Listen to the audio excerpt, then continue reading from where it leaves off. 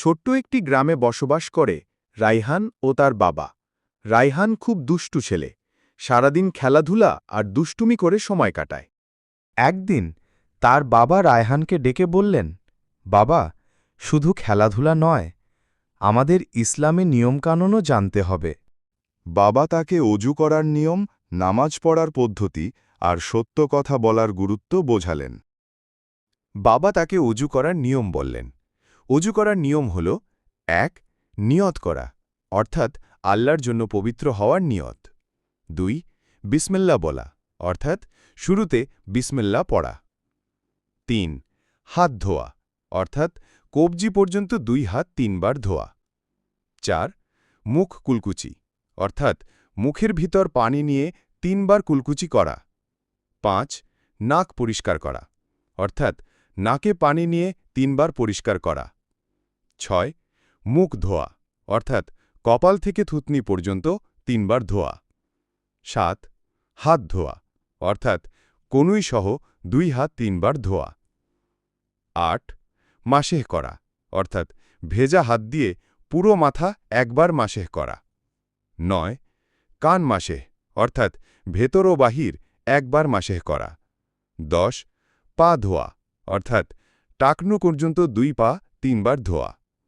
অজু শেষে কালিমা শাহাদাতের দোয়া পড়া উত্তম। বাবা তাকে নামাজ পড়ার পদ্ধতি বললেন।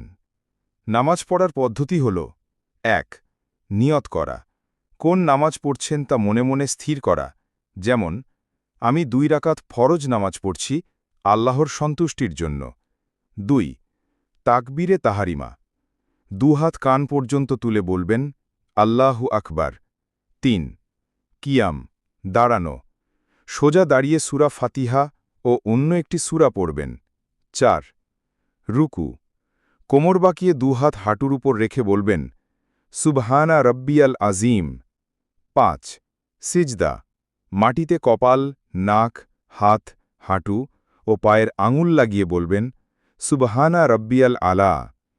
২ সিজদার মাঝে বসবেন ও দোয়া করবেন। ৬. তাশাহুদ, শেষ রাকাতে বসে আত্তাহিয়াতু, দুরুদ ও দোয়া পড়বেন। ৭. সালাম ফেরানো, যেমন ডানে ও বাঁয়ে মুখ ফিরিয়ে আসসালামু আলাইকুম ওয়া রাহমাতুল্লাহ বলা।